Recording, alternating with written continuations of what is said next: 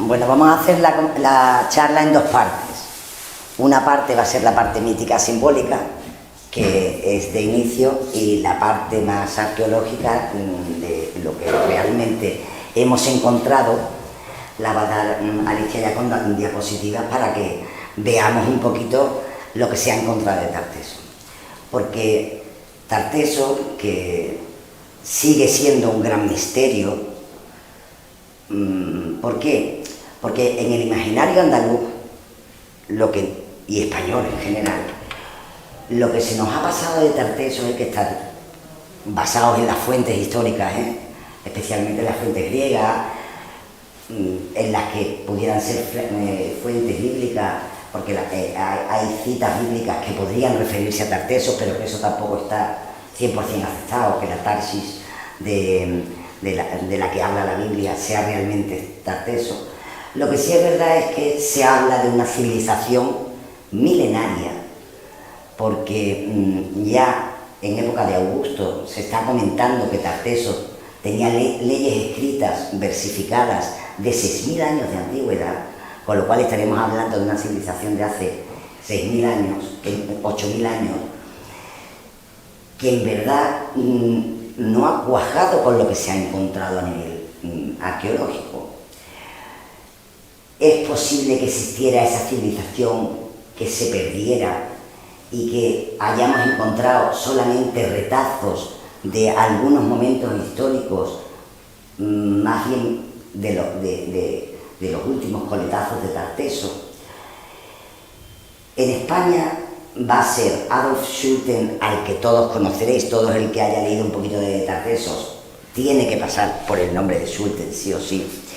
Y Adolf Schulten se encuentra en ese momento en que se ha encontrado Troya por Schliemann, se ha encontrado Micenas, Evans ha excavado también Knossos y ha encontrado más palacios en Creta.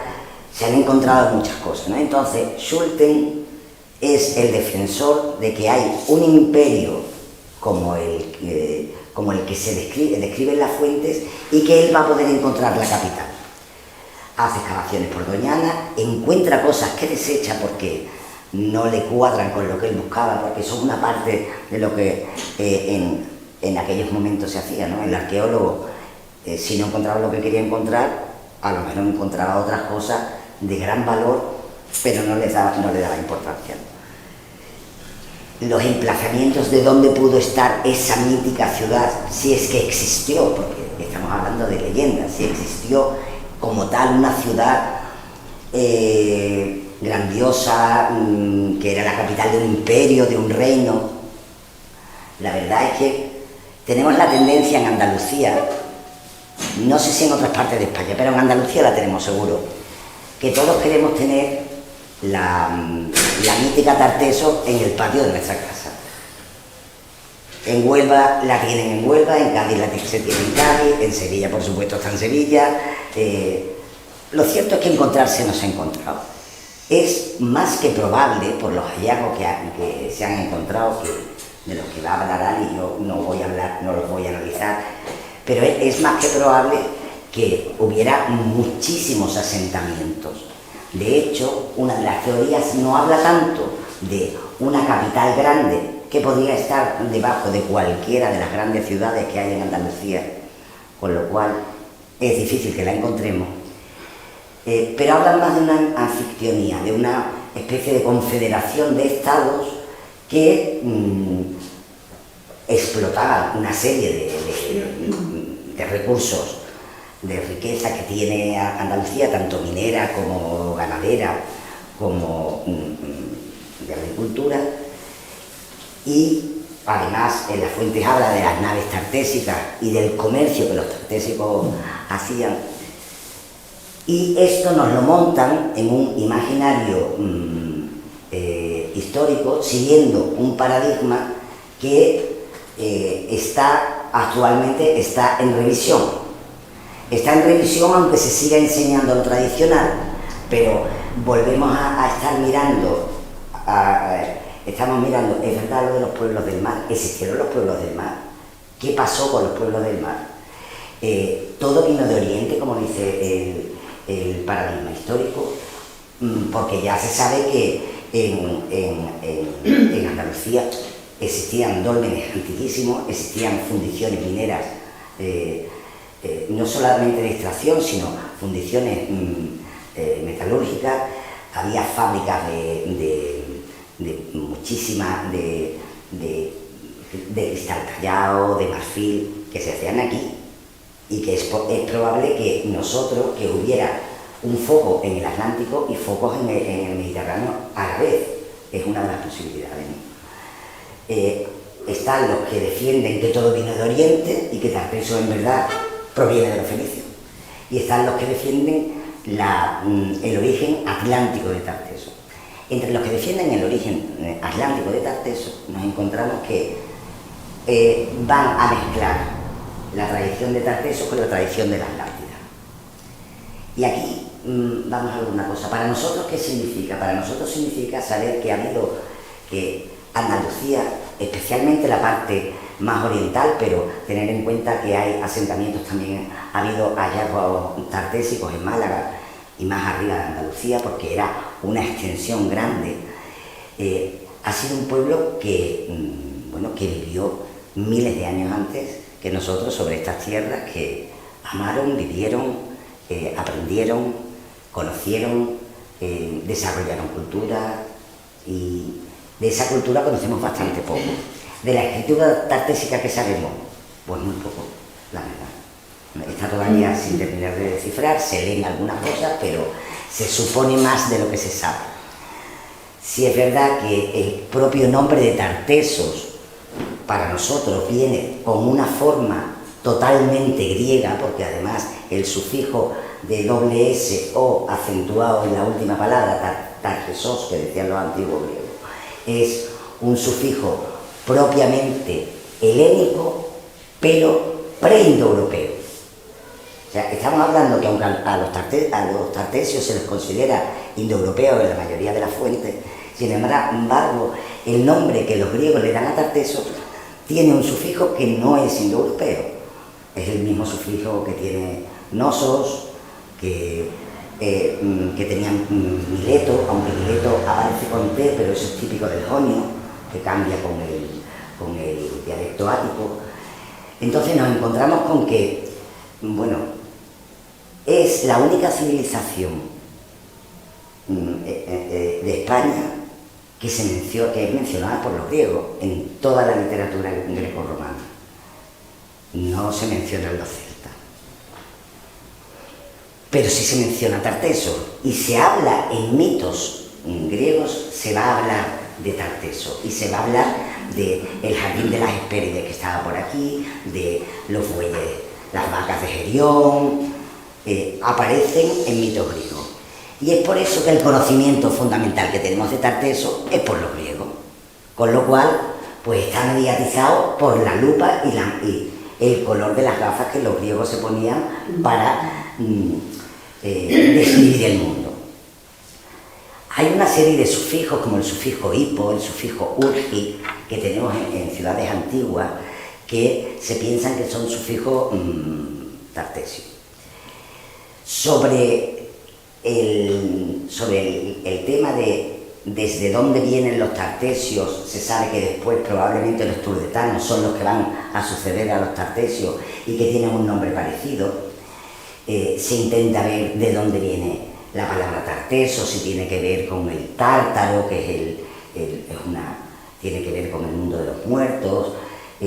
Se buscan muchas cosas, pero veréis, en las distintas etimologías que se barajan, yo como filóloga no estoy muy de acuerdo, pero se hace decir que, por ejemplo, Gerión, en vasco, en euskeras, tal raíz, ¿no? El euskera, ¿qué tiene que ver?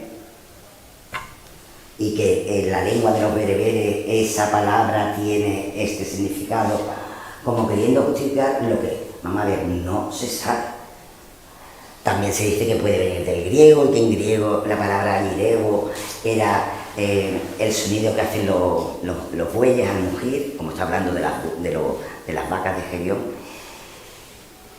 Hay una serie de mitos que sí se van a transmitir, porque lo transmiten los griegos, no, esas leyes escritas, versificadas, no se han perpetuado. Pero en los mitos griegos, cuando nos habla del jardín de la Hespérides, de Argantonio, del rey Argantonio, que algunos quieren considerar un rey, Vendala, por ejemplo, el famoso historiador Vendala, él habla de Argantonio como un rey que probablemente fue real, pero que tiene mucha mitificación alrededor. Y lo sitúan alrededor del siglo VII a.C. Van a dar una cronología del 1200 a.C. a poco más del siglo V, VI a.C., ¿no? Y mezclándolo con fenicios, que es muy probable que los fenicios vinieran aquí y se mezclaran con lo que ya existía. Lo que pasa es que nosotros tenemos esa sensación, no sé, a mí es la sensación que me da al investigar, ¿no? Como que nosotros aceptamos que toda la cultura vino de fuera, que no desarrollamos una cultura indígena. ¿Y por qué no? ¿Y por qué no la desarrollamos? ¿Y por qué tenemos que importarla de los fenicios? Y no es probable que los fenicios encontraran aquí ya una cultura y se fusionara, porque las culturas se han fusionado a lo largo y ancho del planeta desde siempre. No es una cosa extraña, es una cosa bastante habitual. Pero nosotros es como que, no sé si es un complejo de inferioridad que hemos tenido, ¿no? Severiano Celestino sigue pensando que habría que excavar en Doñana, que en Doñana con el georradar se sabe que hay cosas, no se sabe ni datación ni qué es lo que se va a encontrar, pero se sabe que hay cosas. Un profesor, un gran geólogo que conocimos este verano en un curso de la Universidad Internacional de Andalucía, él también es partidario de buscar en Doñana, porque nosotros pensamos que Doñana, que hace 2 años fue una marisma, y es una marisma hoy día, pero no todo lo que hoy es marisma fue marisma hace unos años. De hecho, él habla de que hay ciertas zonas que tienen metros de arena, como de haberse producido un gran tsunami que pudo barrer lo que allí hubiera. Tsunamis se saben que han existido cada 2000 años aproximadamente, más o menos, ha habido tsunamis. Los tsunamis es algo normal en esta zona, ¿no? En esta zona y en la zona de Huelva.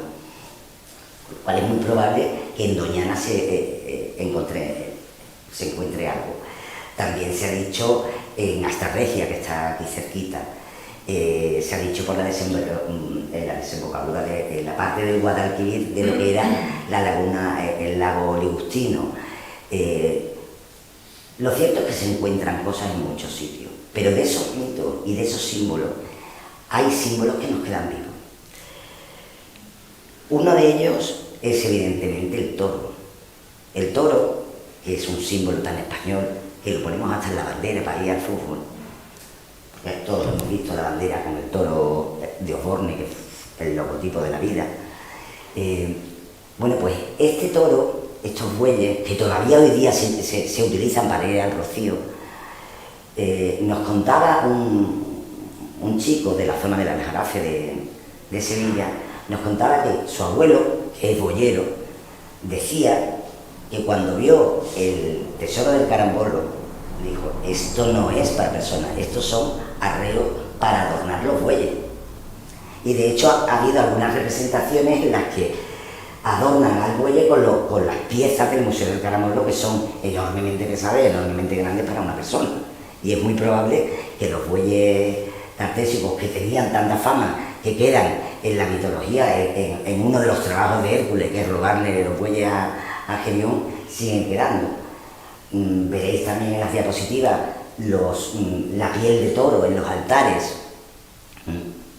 Es un símbolo que se sigue, que nosotros lo seguimos utilizando. De hecho, decimos que España tiene forma de piel de toro, pues la piel de toro ya lo usaban los tartesios como un símbolo sagrado además. Es probable que Tarteso existiera, que esa Tarteso mítica que no encontramos se pueda encontrar. Yo creo que ahora mismo la historia está revisándose tanto, la arqueología está encontrando tantísimas cosas que están poniendo en jaque a todo el paradigma existente, en que ya realmente todo lo que pensábamos del neolítico quedábamos como así fue el neolítico. Ha habido montones de descubrimientos que han dicho, pues va a ser que no, que estábamos equivocados. Sobre la navegación desde Occidente, se pensaba que los tartesios eran tan tontos, se pensaba por los historiadores, de sacar mucho cobre y venderlo a los demás para hacer las espadas. Pero si aquí había hornos de fundición, ¿cómo iban a vender el material en vez de hacerlo ellos y venderlo? Probablemente lo harían y lo venderían, ¿no? De hecho, en Huelva se encontró un remanente enorme de espadas como de haberse fabricado allí, porque es cobre de Río Tinto, vamos, que no es que se comparara a otro lado, ¿no? Es más que probable que ya en el 3000 a.C. existiera un comercio con la parte oriental y con África, en un dolmen que se encontró hace unos años, ahora mismo está cubierto, pero se han analizado muchos de los descubrimientos que hubo en Montelirio, en Castilleja de Guzmán. Se encontraron, por ejemplo, se encontró un puñal de cristal de roca espectacular de bonito, con el mango y lo que probablemente fue la funda, tallado en marfil africano, que alguien de África lo tuvo que traer a la península, porque tallarse se talló allí. Tallarse se talló en los talleres de la zona, porque se han encontrado de la misma pieza se han encontrado restos de marfil, y tú no vas a comprar el marfil y dices, mira, y tráeme los restillos para que queden aquí, para que se vean. Lo que nos viene a decir que probablemente aquí existió una gran civilización tan antigua como nos dicen los antiguos. Pues no lo sabemos, porque los antiguos con el tiempo, con los años, a lo mejor no tenían la exactitud, porque están hablando de leyendas, la exactitud que tenemos nosotros. Si es verdad que, por ejemplo, Estrabón hablaba de un templo que decían que se lo había inventado, que se ha descubierto hace unos meses. Se ha publicado el descubrimiento del templo que no existía, pero que Estrabón decía que sí existía, ¿no? ¿Por qué? Porque es cierto que la arqueología, conforme encuentra, dice esto es así, esto, lo que se ha encontrado es lo que es. Yo quiero seguir soñando con que existió la mítica Tarteso, fuera una confederación, fuera una gran ciudad, y pienso que quizás nos hace falta en nuestros días un poco de la locura romántica de Schliemann, de lanzarse a buscar, aunque tuviera que pagarlo de su bolsillo, y no ir tanto sobre lo seguro, sobre lo que responde a lo que nosotros queremos que responda, y que tenemos que aprender a mirar los hallazgos que tenemos con ojos nuevos, de manera que todo eso que yace bajo la tierra, lo que podamos encontrar, que a lo mejor aparecerá estando nosotros aquí, a lo mejor aparece dentro de 100 o 200 años, no lo sabemos. Pero yo quiero seguir creyendo que alguna civilización especial hubo en esta tierra, es una tierra especial a lo largo y ancho, desde Huelva hasta Almería, es una tierra especial, y que sube y que ha dado luz y será capaz de dar luz a la humanidad durante mucho tiempo, que además esa es una parte muy bonita del himno andaluz. Y que el simbolismo que Tartesos tiene para nosotros, aparte de ser ese misterio que nos mueve, y si la Atlántida, y si es una parte que quedó de la Atlántida, de cuando la Atlántida se vendió o no, si es que la Atlántida existió, y si es una civilización posterior, y lo que conocemos son los últimos coletazos. Yo creo que es importante que podamos poner el acento en que aquí hubo una cultura indígena importante, bastante importante, con una escritura especial que se está descifrando, que se piensa que es indoeuropea, pero que tampoco se tiene seguridad 100%. Y que esa cultura no nos la tuvieron que traer de fuera. Olvidemos lo que nos han enseñado de que todo nos lo trajeron de fuera y nos lo dieron desde Oriente, porque en Occidente también hubo cultura. Y sintámonos orgullosos de saber que tenemos un pasado importante, desconocido, pero que puede que se conozca.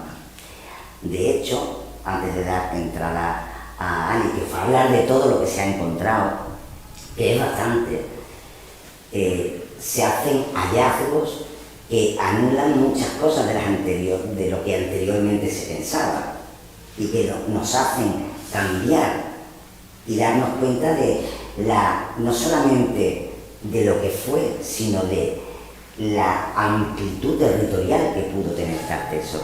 Igual que cuando hablamos de Al-Ándalus, pensamos en Andalucía, pero Al-Ándalus estaba también en Toledo. Era Al-Ándalus también. Nosotros damos, y creo que Tarteso sigue dando luz, sigue tocándonos las fibras del misterio. Y creo que en el Rocío, cuando vemos los bueyes con los sin pecado, hay algo de ancestral que nos emociona. Yo no soy especialmente rociera, pero ver los bueyes moviéndose me da una sensación de algo tan antiguo, tan antiguo, tan antiguo. Y es un símbolo tartésico vivo, muy, muy vivo. Así que os voy a dejar con lo que la arqueología ha encontrado. El símbolo es eterno, aunque los hallazgos todavía no se hayan producido. Lo primero que me gustaría es situarnos en lo que nos dicen, qué pasa en el Oriente, eso que se supone de donde aparentemente viene todo. Para situarnos un poco históricamente, en el 1200 a.C., más o menos, ya todas estas ciudades estaban en su pleno apogeo. Y se supone que aquí en Occidente no había absolutamente nada. Eso también no solamente se está discutiendo, sino que es absolutamente discutible, porque tenemos restos de civilizaciones anteriores que no son exactamente como Tiro o Biblo, pero que realmente requieren una preparación y una estructura de organización estatal importante, ¿no? Todos esos dólmenes que nos encontramos a lo largo y ancho de Andalucía, que las hay por todos sitios, aquí hay un montón de Sevilla. Yo creo que el máximo exponente es el dolmen de Antequera, que es una maravilla, y realmente eso nos está diciendo que lo que no tenemos es conocimiento de lo que pasa en Occidente. Pero lo que vamos a hacer es, bueno, nos vamos a ir situando, ¿vale? Tenemos todo este mundo, pero en el 1200, voy a pasando diapositivas para que no... vamos a ir viendo, estas son las rutas fenicias, porque a Tarteso ahora mismo se discute mucho, hay dos teorías. La teoría de que habla de Tarteso como un fenómeno totalmente nuestro, Tarteso como hijo de los fenicios, y la última teoría que la ha mencionado ahora, la de Sebastián, la de Celestino, que él realmente lo que dice es que los fenicios influyen evidentemente, pero es una simbiosis entre lo que había aquí, los indígenas, y lo que llega de fuera, ¿no? Y hay una cosa muy bonita que dice Manuel Pimentel, que dice que nosotros, que somos un poco acomplejados los andaluces, la verdad, siempre hablamos de los que vienen, ¿no? Aquí vienen los árabes, vienen los romanos, vienen los fenicios, y él dice, pero no nos damos cuenta de que nosotros éramos los fenicios, nosotros éramos los romanos, nosotros éramos los árabes, pues que dice, un periodo orientalizante, cinco siglos orientalizándose, éramos ya nosotros. O sea, somos un pueblo que, los pueblos cultos en general son capaces de asimilar muchas culturas y son un poco osmóticos, ¿no? Tienen la capacidad de esponja, de chupar. Yo me reía el otro día que hemos estado con los Halloweenes, ¿no? Entonces tú dices, bueno, es esta tradición que no es nuestra para nada, sin embargo la hemos tomado porque nos ha dado la gana y ya está. Y la gente la vive. Entonces, no tiene una magia especial, aunque tiene una tradición muy curiosa. que esa es la que nosotros no nos hemos quedado, pero que en general somos un pueblo que asimilamos todo con mucha fuerza, ¿no? Entonces, bueno, aquí tenemos lo que son las rutas de los fenicios. Los fenicios es un pueblo que más o menos surge sobre el 12 a.C. En cuanto a Tarteso, se habla más entre el 12 y el 9, su comienzo, son 3 siglos de diferencia, hasta el siglo V a.C. aproximadamente. Aquí tenéis un poco cómo se sitúa todo. Esto es lo que nos dice Estrabón, a ver si me voy a caer esto, que nos habla en su geografía, en el libro tercero, nos habla de Tarteso, habla de Iberia, porque los griegos van a hablar de Iberia, de Hispania, el oraldo romano, y van a hablar de Iberia y él habla de Cádiz, de Gadir, que me encanta esa palabra, y de las islas Eritia, de Tarteso, nos va a hablar de todo lo que es el contexto en el que nos estamos moviendo. Aquí está Tarteso, no sé si os lo tapo, ¿vale? Y ya nos vamos a situar en el Golfo Tartesio. Aquí yo creo que esto es interesante, que nos planteemos que estamos hablando de 3.000 años atrás, son muchos años. La Tierra ha cambiado tremendamente, entonces donde se sitúa Tarteso probablemente ya no está tal y como era. Entonces el Golfo Tartésico, que lo vais a ver, esto era Cádiz, espérate que tiene, esto es Cádiz, que era una isla completamente, ahora es casi, pero no es una isla del todo, y entonces todo esto ha cambiado muchísimo, ¿no? Sevilla era puerto de mar, bueno, Sevilla ni era, para empezar, o sea, porque en realidad la parte de Sevilla que estaba en aquel momento en auge era la zona de los Alcores, por donde está el Carro de Guadaira, para que os situéis, camino de Málaga, y la zona del Aljarafe, que está camino de Huelva. Entonces son los dos cerros más altos, que no son muy altos, pero en comparación con el valle en el que está Sevilla, pues Sevilla era agua prácticamente. Entonces veis que está ahí en medio y había muy poquito. Y toda esta zona de aquí arriba, es donde aparecen los grandes dólmenes y aparecerá el carambolo un poquito más adelante, que es donde nos vamos a ir situando. Esto lo he traído porque estamos en Cádiz sobre todo, para que veáis un poco la diferencia, que esto es chulísimo, cómo se supone que era y cómo es. Ha variado muchísimo. Entonces, lo que es la isla Eritea, ¿vale?, está donde está Gadir, y tiene una importancia tremenda en Tarteso, porque sí hay una cosa que es verdad. Los fenicios llegan aquí, los fenicios llegan a España. Dicen que hay dos posibilidades. Probablemente los griegos habían contado todos esos mitos del Tártaro, de los bueyes de Gerión, de Medusa, un montón de mitos que estaban en esta zona, porque a ellos no les interesaba que se supieran las riquezas que había aquí, porque ellos comerciaban con nosotros. Pero claro, hay un momento en el que los fenicios, que son grandes comerciantes, acordaros que es una tarsocracia, son realmente grandes marinos, y además son comerciantes, y no son guerreros, eso es importante.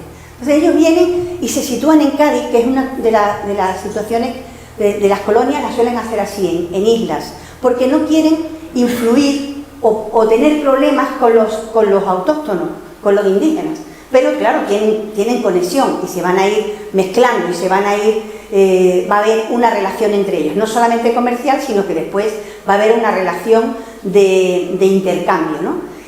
También está muy discutido porque se dice que los fenicios traen la vid, que los fenicios traen el olivo, que los fenicios traen la gallina. Los fenicios lo traen todo. Nosotros éramos medio lelos y estábamos todos entaparrados. Pues no es cierto, ¿no? Ya se dice que probablemente es un tipo de vid, a lo mejor un olivo como más domesticado, por decirlo de alguna manera, porque sabéis que los acebuches son los salvajes y los olivos son mejores para nosotros, ¿no? Pero sí es verdad que van a traer una serie de elementos que van a mejorar lo que se encuentran aquí. Como decía Laura, ya hay fundición, ya se están explotando las minas de Tarso, ya se están explotando las de la zona de Jaén, o sea, todo eso ya está en movimiento. Lo único que pasa es que ellos traen herramientas que son herramientas más eficaces que las que teníamos nosotros aquí, que era el bronce. Este mapa, que lo dibuja Jorge Bonsor, que es otro de los románticos junto con Schulten, y que estuvo buscando Tartesos también en el Coto de Doñana con Schulten, hay que pensar eso, que los románticos se están basando, podríamos decir que es la forma lingüística, lo van a hacer a través de los textos. vamos a buscar Tartesos a través de los textos. Y ellos intentan encontrar Tartesos en Doñana, y se da la paradoja. Bonsor está muy bien considerado, se le considera un buen arqueólogo, pero encuentra en Carmona, él se hace de Carmona, al final se hace español y se va a vivir a Carmona, encuentra tumbas y restos tartésicos y no los reconoce como tal, porque como en Carmona hay muchos romanos, pues bueno, orientalizante, no le echa más cuenta, ¿no? Sin embargo, hoy en día ya se consideran todos esos restos que encuentra, se van a considerar tartésicos. Entonces, bueno, también es como él pinta el lago, organizándose según lo que dicen los textos. Aquí tenéis otro, para que os vayáis haciendo una idea. Aquí tenéis mesas de asta, tenéis un montón de sitios especiales, el castillo de Doña Blanca, porque como Laura ha comentado, lo más probable es que los restos de Tartesos de las grandes ciudades, si es que hubo grandes ciudades, las estemos pisando. Bueno, nosotros aquí en Cádiz las estaréis pisando o están debajo del agua, una de dos. Pero como las ciudades han seguido habitándose, pues probablemente va a ser mucho más difícil encontrar restos. Ya vais a ver que lo que se está encontrando es justo en aquellas zonas que no se han seguido poblando.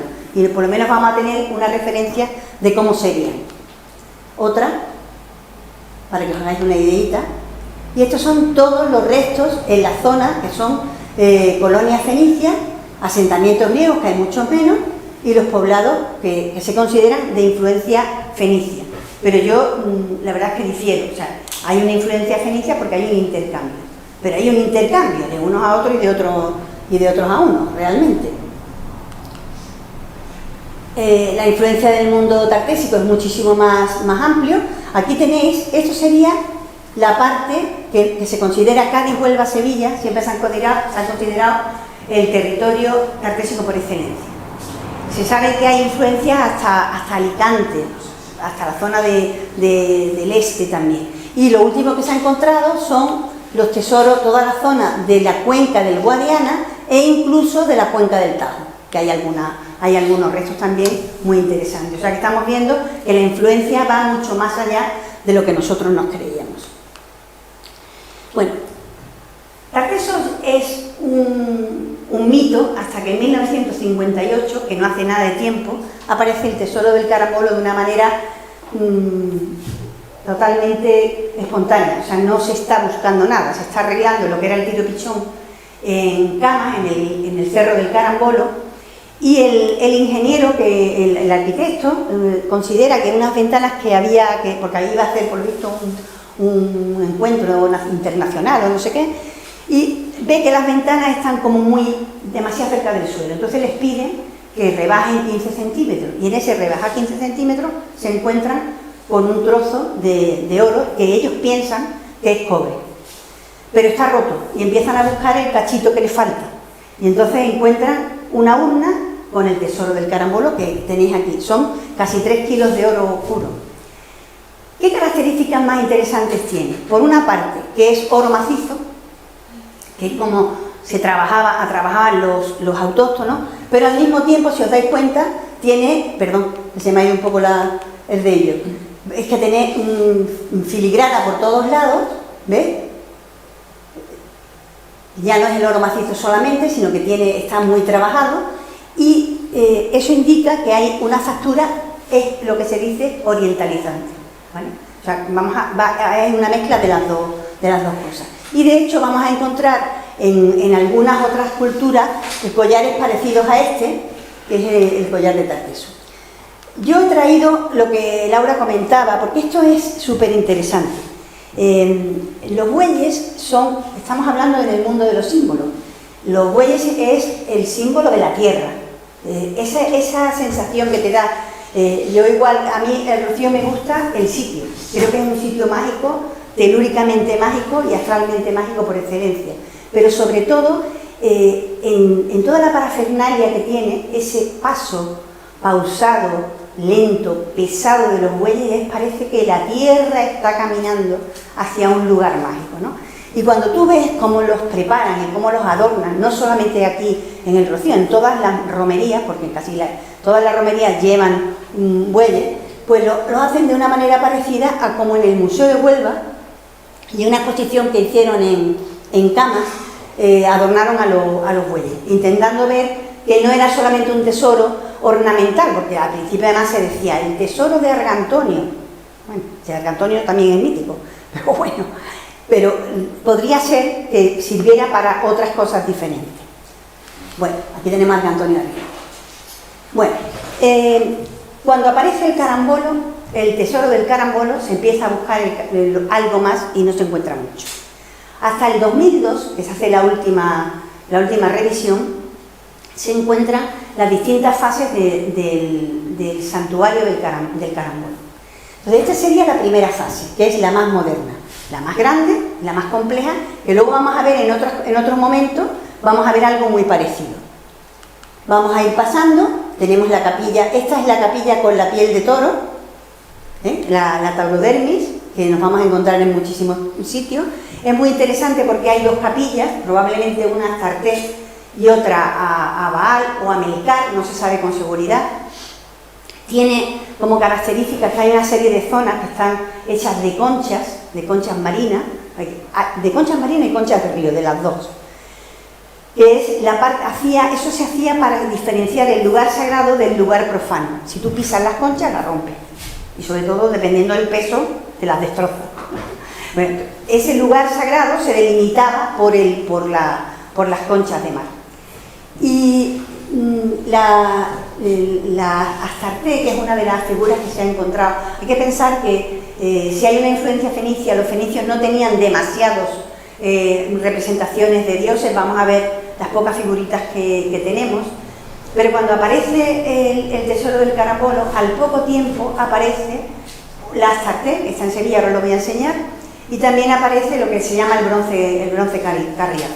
Pero los dos, que es lo que pasa con muchos de los descubrimientos de Tarteso, se encuentran descontextualizados, es decir, alguien los encuentra, dice que lo encontró en ese sitio y en tal momento, pero no se ha podido constatar que pertenezcan al mismo yacimiento que es el carambolo.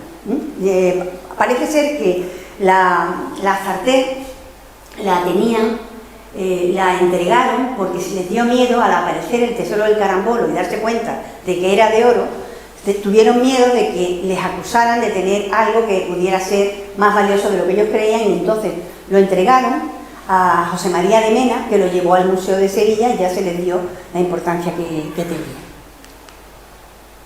Esta es la fase 3 del carambolo. Esta es la primera. Esta fase, que es la fase más antigua, es la que es fenicia. Es la estructura del templo, que es muy pequeñita, ¿veis? Es fenicia. Luego la vais a ver cómo se considera que era el templo de Melcar, que es el que se ha descubierto aquí en Cádiz. Y es de la misma, muy parecido. O sea, se considera que eran del mismo estilo. Y esta sí se considera fenicia. O sea, los posteriores ya van teniendo, por lo que se va encontrando, se dan cuenta de que la factura es de influencia fenicia, pero también hay elementos autóctonos. Aquí tenéis el altar de piel de toro, donde se hacían los sacrificios, y las zonas de las conchas, que era la zona sagrada. Esto que veis aquí es una parte del tesoro del carambolo, que os dais cuenta que tiene la misma forma. Los lingotes de oro, los lingotes en general, se hacían con esa forma en aquella época, ¿vale?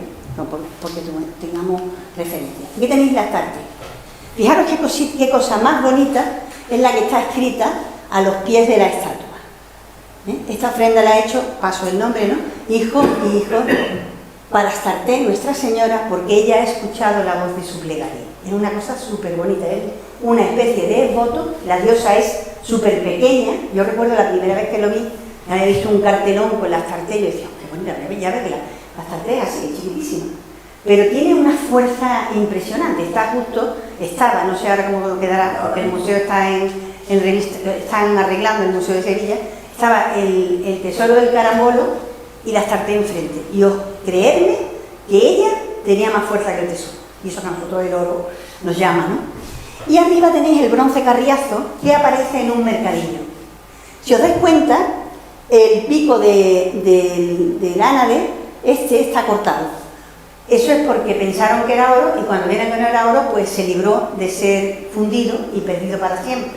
Y aparece en el mercadillo de Hueve, de Sevilla, y lo encuentra justamente de la Mata Carriazo, y por eso se llama el bronce Carriazo, que se quedó absolutamente sorprendido. Aquí tenéis las pocas figuras que hay relacionadas con Tartesos o descubiertas en esta zona, pero de influencia claramente fenicia, como es el Melcar que aparece en Sevilla, esta estatua votiva que es del templo de Hércules de Cádiz, y el llamado Hércules gaditano que tenéis a la derecha.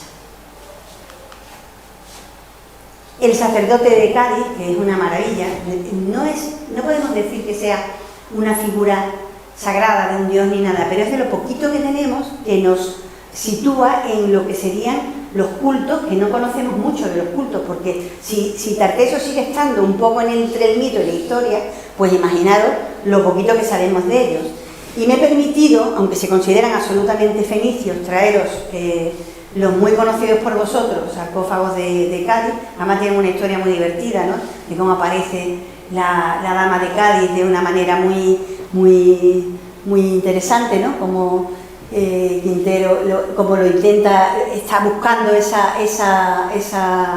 sarcófago, soñando con él, que iba a aparecer, y realmente aparece después de él haber muerto debajo de su propia casa, que es algo impresionante.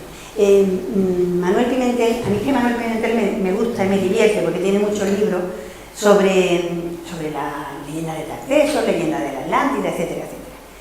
Y él dice, en una conferencia que le escuché, dice: lo que nos tendrán que explicar es cómo los sarcófagos fenicios más bonitos son los de Cádiz y no los de Tiro. Eso hay que explicarlo. Entonces, hay cosas muy bonitas de aquella zona, pero bueno, es que el terreno te puede. Bueno, aquí vamos a ver lo que son los descubrimientos, lo que tenemos. No lo he podido traer todo porque hay mucho, pero hay mucho por aquí disperso, ¿no? En la necrópolis de las Joyas, eso sí lo sabemos, que se inhumaban o se incineraban, utilizaban las dos técnicas. Y aquí tenéis las distintas, por ejemplo, típicamente las jarras son típicamente tartésicas, esas son muy típicas. El anillo, esto parece ser que es de un carro, el felino. El castillo de Doña Blanca, en el puerto de Santa María, que hace miles de años, bueno, no como miles no, pero hace muchos años que lo visitamos, lo recuerdo porque nos lo enseñó el arqueólogo, además, si no recuerdo mal. Que, bueno, ahí está, es de esas cosas que están ahí, pero que tampoco se les da mucha importancia. Aquí tenéis otra parte del castillo de Doña Blanca. Santipetri, que, bueno, yo no he encontrado fotos de lo que es el templo, pero sí os he traído. No os he traído. Ay, se me ha borrado. Porque hay una representación idealizada del templo de, a lo mejor está un poco más adelante, del templo de Melcar en Santipetri, que quería yo que lo vierais, sobre todo porque es muy parecida a lo que se encuentra en el Carambolo, en lo que es más antiguo en el Carambolo. Se dice que el templo de Melcar, el templo que había en Santipetri, era un oráculo que tenía casi la misma importancia, no tanta, pero casi la misma importancia que el oráculo de Delfos, y que allí venía mucha gente a preguntar por su futuro, que tenía mucho predicamento en la época. Aquí está Tejada la Vieja, que esto de Tejada la Vieja es interesante, porque aunque solamente nos van a quedar prácticamente alzadas las paredes y poco más, es un sitio que está excavado en extensión, o sea, es el único poblado que encontramos en extensión. Una cosa interesante que se va a ver después más en la zona del Guadiana, hay como un paso de las cabañas ovales o de las cabañas redondas, que son más arcaicas, a las casas cuadradas. Las casas cuadradas permiten pues que haya calles, que se peguen unas casas a otras, ¿no? Y se ve precisamente el traspaso de esa forma. Y aquí las veis totalmente, todas como una ciudad más moderna. Esto es también una idealización. Este es el tesoro de la Liseda, que es de Cáceres, o sea que no estamos ni en el Valle del Guadiana, sino más para arriba, en el Valle del Tajo. El tesoro es una auténtica maravilla, como podéis ver. Y esta es la Liseda, el yacimiento. Yo los pendientes me los ponía, ¿eh? No sé vosotras, pero son espectaculares. Los candelabros de Lebrija, que son de oro, las vasijas tartésicas de Carmona, que son de estas cosas que fue encontrando Bonsor y que no le hizo el pobre mucho caso. Otra cosa interesante son las estelas de Guerrero. Las estelas de Guerrero, que hay algunas estelas, lo que pasa es que no he tenido la precaución de ponerlas, hay algunas estelas femeninas, que son interesantes. Pero fijaros que hay una cosa que suele darse, que suele ser muy característica, es este tipo de escudo con esta entrada, que hay quien ha querido ver ahí a la Atlántida representada, la entrada del puerto de la Atlántida y todo lo demás. Pero sí es verdad que hay escudos de esa factura aquí, y que hay escudos en Europa, se encuentran, pero a partir del siglo VI para adelante, o sea que probablemente vienen de aquí hacia el este, y no al revés, ¿no? Esta, por ejemplo, aparte del escudo, que no tiene la hendidura, sí tiene un peine, tiene un espejo, o sea que son estelas funerarias, hay por todo el mundo. Hay alguna, yo recuerdo en el Museo Arqueológico de Madrid que había, de Rosso de Luna había donado una, él es de la zona de allí de Extremadura, y había donaciones, en Madrid hay un montón en el Museo Arqueológico de este tipo de estelas que no estaban, pasa igual, o sea, imaginaros que vosotros en un campo encontráis una estela, la movéis porque vais a sembrar trigo, la quitamos de en medio, y de pronto alguien dice, oye, esto parece interesante desde el punto de vista arqueológico, ya no se puede saber qué había alrededor, lo que se pierde es el contexto. Ya no podemos saber nada más, no podemos buscar porque ya no queda, sino que si no se ha removido, porque se ha podido remover incluso, ¿no? ¿Veis? Esta es femenina, sí la traje, creí que no. Hay una que es muy graciosa, que tiene así como una especie de abanico. Y estos son el lenguaje, estamos hablando del lenguaje de los símbolos. Hay un libro que escribe Ana María Vázquez Hoyos se llama Las golondrinas de la Atlántida, en el que ella habla, le pongo un caramelito, en el que ella habla del descubrimiento que hace en el Museo de Huelva, de dos... No, es para caramelito, yo me conozco, me irá cantando. Ella descubre dos piezas en el Museo de Huelva y dice, esto es un lenguaje diferente, este no es el lenguaje fenicio, este es un lenguaje diferente. Ella es una historiadora importante. Llama a la prensa incluso para que eso no se modifique, hacen fotos y todo lo demás. Y ahora que ha estado precisamente en el curso que decía Laura, que hemos estado en La Rábida, ha ido al Museo de Huelva y las han puesto al revés para que no se vean porque como no lo saben explicar, entonces en vez de dejarle decir, mira qué enigma tenemos aquí, pues le damos la vuelta y así nadie nos pregunta, porque son cosas absolutamente absurdas. Pero lo cierto es que hay una influencia fenicia, probablemente, pero puede ser que sea una vez más una mezcla de idiomas, pero no lo sabemos porque no lo hemos descifrado.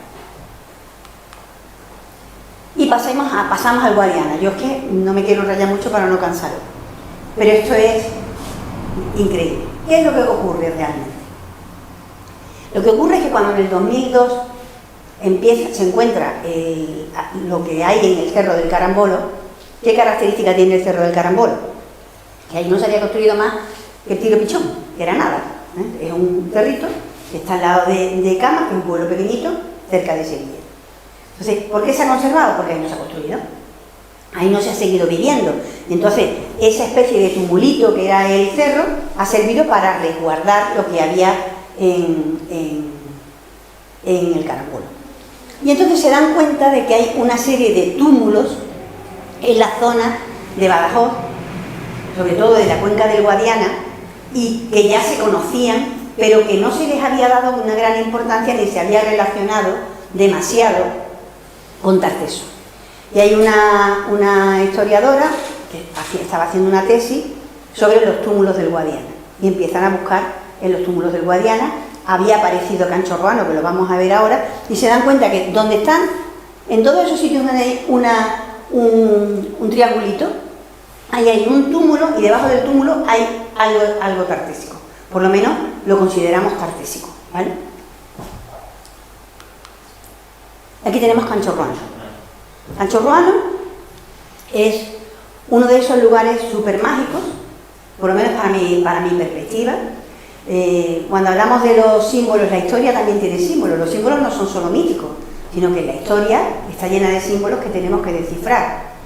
Y realmente cuando nosotros decimos una bandera con el toro, es un símbolo. Nosotros una bandera es un símbolo. Si llevas la camiseta del Cádiz es un símbolo, o no, todos son símbolos. Pero aquí estamos hablando de símbolos de otro tipo. Estamos hablando de un santuario. Un santuario que en la antigüedad Sebastián Celestino nos dice: un santuario no es solo la parte sagrada, sino que tiene una connotación económica, una connotación de comercio, y de alguna manera era el Dios que estaba en el santuario, lo que hacía es que protegía a todos los que se acercaban para que el comercio fuera justo. Entonces, él dice, realmente Fátima es un santuario, pero venden cosas, hay comercio. Roma lo mismo, la Meca lo mismo. ¿Por qué? Porque se da la característica de la zona sagrada y de todo lo que conlleva lo sagrado, porque nosotros nos acercamos a lo sagrado, tenemos que comer, nos queremos llevar un adorno, nos queremos llevar un regalito, ¿no? Entonces eso era un poco un santuario. Nos encontramos en un sitio que está apartado, y al estar apartado pues realmente se ha conservado bastante. Hay una zona, una habitación, que es el santuario propiamente dicho, que vamos a encontrar que hay dos estados. O sea, se considera que hay tres estados dentro de Canchorroano. Pero en la medida que se iba construyendo un templo por encima del anterior, se iba destruyendo en gran parte el de abajo, ¿no? Salvo la zona del santuario, que se ha mantenido. Entonces, este altar, que siempre dicen altar circular, pero a mí me parece completamente un sello de estos egipcios, un cartucho. Este sería el más antiguo. Y luego por encima estaría, ¿veis? Este es el santuario principal. Por encima estaría el típico altar de la Taurodelmis. Y hay un pilar que comunica una estancia con la otra. Es como si se dijera un pilar de luz que atraviesa el santuario, de manera que los santuarios están siempre conectados, ¿vale? ¿Qué más características tenemos? Bueno, pues ver que tenemos, esto es un foso de agua. Canchorroano es el único que no está exactamente a la orilla del Guadiana, está un poquito más alejado, pero tiene agua porque tiene pozos y tiene un foso, que es un foso no defensivo, porque es un foso que tiene poquita agua, parece, pero es un foso también que hace el mismo efecto que las conchas que veníamos antes, delimita el espacio sagrado. Vamos a diferenciar lo profano de lo sagrado. Entonces vamos a entrar en otro estado. ¿Veis? La escalera, el pozo, el santuario principal, con ese pilar que los comunica. ¿Veis el pilar? Yo creo que tengo una imagen. Ese es el pilar, mirad. Eso es una maqueta. Ese es el altar con la piel de toro, tal como se encuentra. ¿Veis la piel de toro? Que como está un poquito así renegrido, pues cuesta un poco de trabajo. Todo pintado en blanco y rojo. Eso nos lo encontramos también en Tarteso, es muy curioso. Una de las cosas que le dicen a los fenicios son los rojos, ¿no? Parece ser que significa.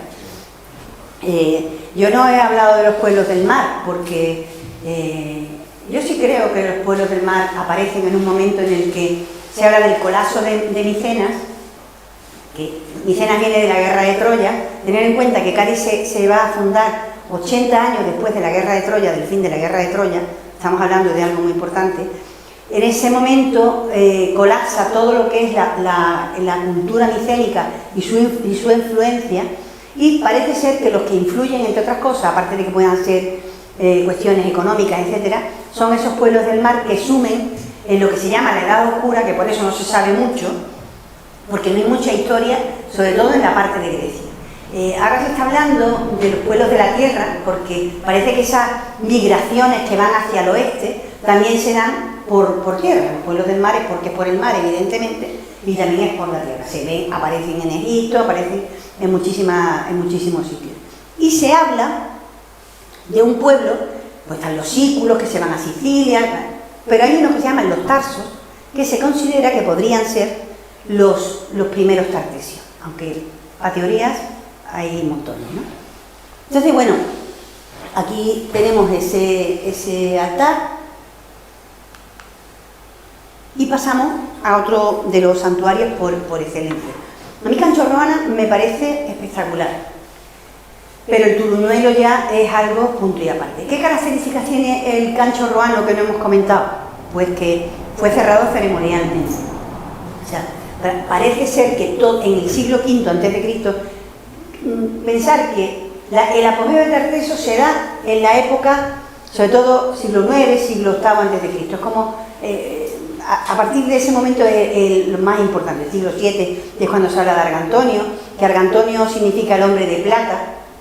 No se sabe si es un nombre que no es tartésico para nada, que probablemente lo que significa es el hombre de la plata, el que da la plata, porque de los que nos hablan, una de las cosas de las que se habla que hay en gran cantidad en Tarteso es la plata, ¿no? El estaño, que era importante para el bronce y para otras cosas, la plata, que había en grandes cantidades, y entonces Argantonio significaba el hombre de la plata. No sabemos cuál sería su nombre y tampoco sabemos si era el rey de todo, porque se cree, como comentaba Laura, que probablemente eran polis o confederación de ciudades, más que un reino, o sea, un pequeño reino o principado, pero que todos había como un intercambio también entre ellos. Cancho Roano, sobre el siglo V a.C., o sea, en el VI a.C., en el VIII, por ahí el VI prácticamente, ahí colapsa la zona del Guadalquivir. Algo pasa que hace que lo que era el esplendor de Tarteso desaparece y se mueven. Parece ser que se mueven hacia el Guadiana porque se constata que en esa época hay un gran movimiento de gente y hay muchos más habitantes en la zona del Guadiana. No se sabe qué pasa. O sea, es posible que ha cambiado el comercio, porque ha empezado a haber conflictos entre los griegos y los fenicios. O sea, Argantonio, una de las cosas que tiene es que él empieza según cuenta la tradición, él empieza a comerciar también con los griegos, porque está viendo que los fenicios se van viniendo abajo. Tener en cuenta que una colonia tan al oeste, tan alejados de la madre patria, es difícil de mantener. Y además aparece Cartago. Cartago ya no es hija de Fenicio, pero los cartagineses son guerreros por excelencia y ellos van a imponer su ley y ya no hay tanto intercambio. Ellos sí siguen manteniendo Cádiz, pero lo demás como que no les importa mucho. También se habla de un tsunami, como también comentaba Laura, que posiblemente lo haya, y que en el siglo V sí aparece que hay movimientos de tierra y de tsunami en esa época. Nosotros conocemos el famoso terremoto de Lisboa, que afecta a toda la costa desde Huelva hasta Cádiz de una manera tremenda, ¿no? Entonces, si en el siglo VI se mueven hacia el Guadiana, no sabemos qué pasa, aunque se cree que en ese momento empiezan a venir a ver los celtíberos, que empiezan a venir a invadir el sur, y entonces, al verse que no se pueden defender, porque no tendrían fuerza para eso, cierran ceremonialmente todos sus centros. ¿Cómo los cierran? Pues hacen un gran banquete, hacen un gran sacrificio, derrumban el templo, lo incendian y lo tapan. Eso es lo que lo mantiene, porque alguna parte, como va a pasar en el Turuñuelo, no se ha podido derrumbar porque las paredes son tan gordas que es imposible que lo derrumben. Entonces nos vamos a encontrar con un templo muy completo. Este es un poco el esquema del Turuñuelo, del que solo se ha descubierto el 30%. O sea que tenemos un 70% por descubrir. Esta es la famosa escalera. Si os gusta Tarteso y habéis leído, al principio se hablaba de en Badajoz había aparecido una escalera que no se sabía dónde daba. Entonces da a un patio enorme y aquí estamos viendo una hecatombe, es decir, un sacrificio de cientos de animales, pero fundamentalmente de caballos, de équidos, que es el animal sagrado por excelencia en Tarteso. Estos caballos aparecen generalmente en parejas, con los cuellos cruzados, las espaldas, espalda con espalda, y las cabezas en cruz. Hay 100 y pico caballos, hay mulas, hay burros, hay bueyes también, vacas, un perro ha aparecido también. Y se siguen descubriendo cosas. Bueno. Todavía, porque claro, en un descubrimiento de este tipo no son solo los arqueólogos, sino ahora tienen que llevarlos, vamos a ver cómo han muerto esos caballos. si se lo han comido, porque lo que sí está claro es que hay una habitación enorme en la que hay cientos y cientos de platos, como del gran banquete que han hecho. Eso, un banquete final. O sea, lo que dicen los directores de este descubrimiento es que el Turuñuelo es la foto fija del momento final del templo. Y es un templo que no se construye en varias, parece ser, que no se construye en varias etapas, como pasa con Canchorroano, sino que se construye en una sola, pero tiene 2 plantas. Y esa escalera da a la planta inferior. Entonces ahora están descubriendo esa planta inferior que todavía no han abierto, o sea que han descubierto la parte de la parte de arriba, ¿vale? ¿Veis aquí los caballos? ¿Veis? Es que esto es súper interesante. ¿Veis las cabezas? Tiene que ser algo muy especial porque parece ser, en los primeros estudios que se han hecho, los caballos no se sabe si los han, no sé, le han dado algún tranquilizante, los han matado, los han envenenado, no se sabe, pero en principio no hay un sacrificio de cortarles la cabeza, ni de comérselo, ni nada de eso, pero todavía están trabajando sobre ello. Una cosa interesante que comentan es que haya una mula significa que hay una ganadería, un conocimiento, porque es un animal de tiro. Sabéis que el caballo es un animal de tiro, pero tiene menos potencia que un mulo. Y el mulo tiene también más potencia que un burro, o sea que está a medio camino, pero para labores de agrícolas, por ejemplo, son súper buenos, ¿no? ¿Qué más?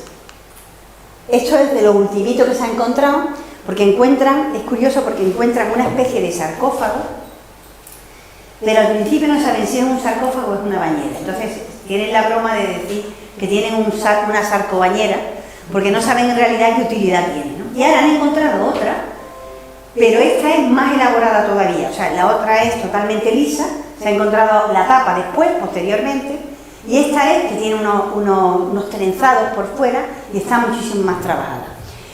Lo curioso es que la factura de Canchorroano no se sabía que hubiera trabajos de ese tipo. Por ejemplo, esa escalera monumental, que depende de cómo lo mires, podías estar en una ruina romana, no se sabía que en esa época se estuviera construyendo así en España, por ejemplo. No se sabía que tenían conocimientos del trabajo sobre los materiales que ya se están dando allí, ¿no? Es algo que es muy sorpresivo para ellos y le están dando sorpresa continuamente. En la gran sala, perdón, esto es hasta Reyes, me voy a ir para atrás un momentillo. Hay una gran sala que está ahí detrás. Cuando ven los muros se dan cuenta de que los muros, que son hasta de 2 metros de anchura, en medida que van subiendo, los muros se van haciendo más estrechos.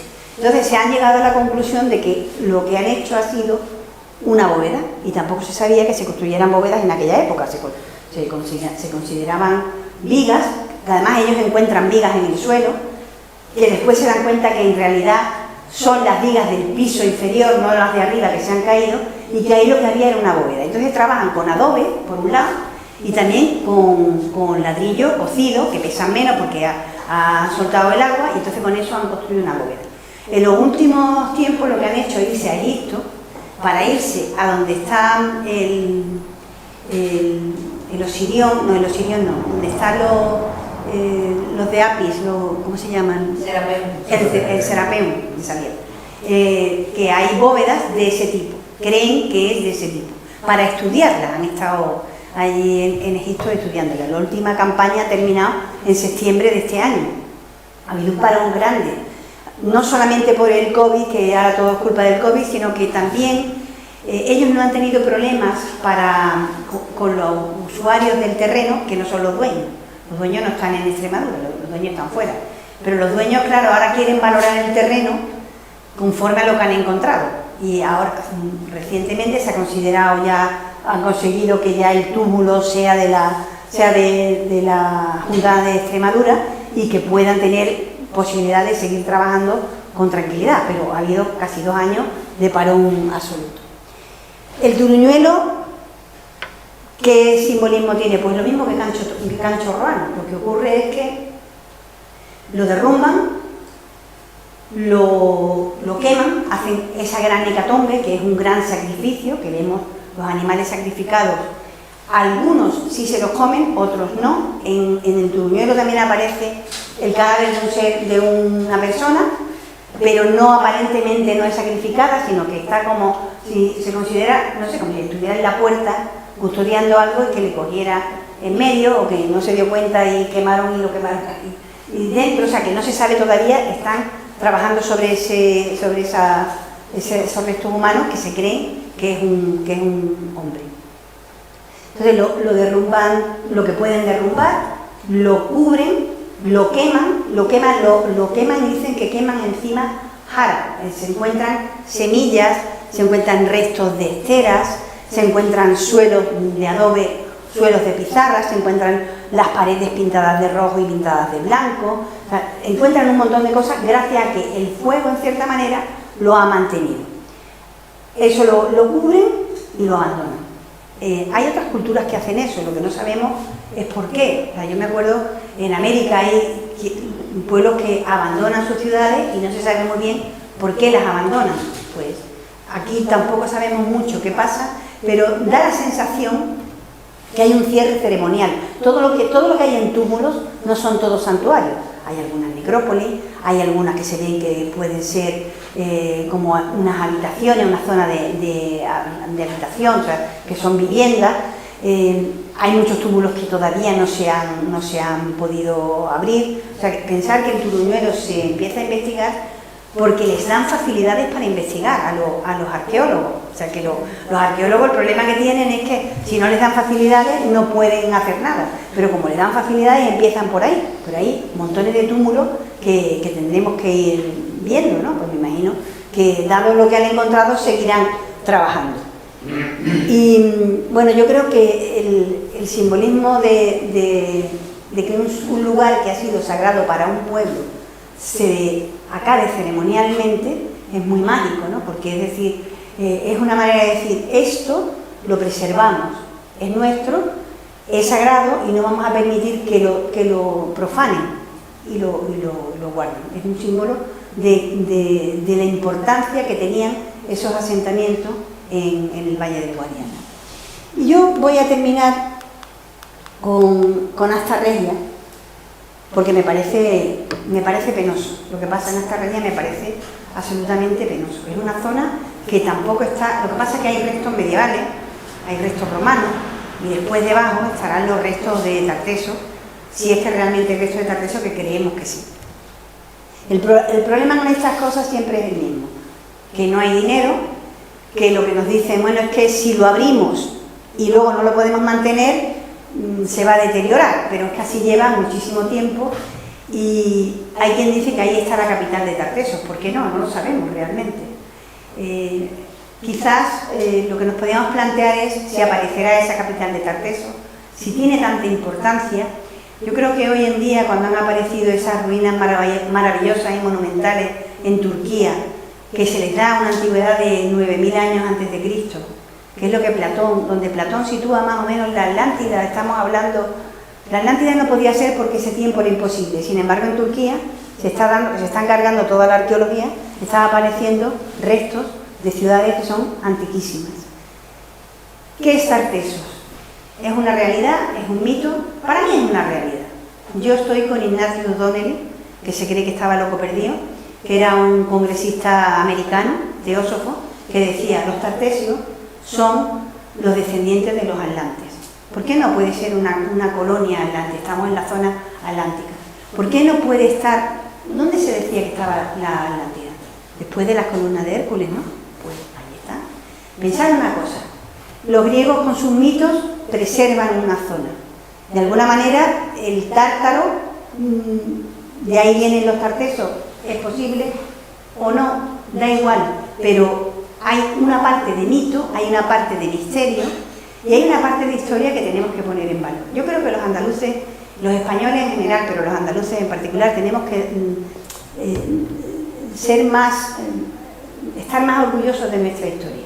Dejarnos de pequeños localismos absurdos, que algunas veces hace que pierda valor el conjunto. ¿Qué más da donde estaba? la influencia de Tartessos es grandísima. Lo que nosotros hemos bebido de griegos, de fenicios, de romanos, de los árabes, ha hecho lo que somos hoy en día. Somos un pueblo rico, somos un pueblo culto. Lo que no nos han dejado es como mucho amor propio. Deberíamos tener más amor propio y querernos más entre todos los andaluces. Yo creo que eso es una cosa que hay que defender por encima de todo. Me encanta la idea de que Al-Ándalus llegó hasta Toledo, es verdad, esa influencia lo tenía, y creo que también Roma se asienta aquí porque es un terreno fértil, es que es una zona fértil.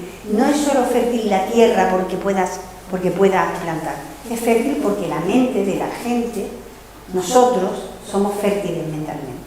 Creo que Tartessos es una idea, además de una realidad o un mito, y con esa idea de que nosotros somos los tartesios, como fuimos después los romanos, fuimos los árabes y somos hoy los ciudadanos del siglo XXI, pero nosotros hemos sido los tartesios y me encantaría que en algún momento apareciera esa gran ciudad. Si no existe la única, pues que aparezcan todas las que haya, que será una forma importante de poner en valor nuestra historia, que es mucha y es muy importante. Y por mi parte, muchas gracias por vuestra paciencia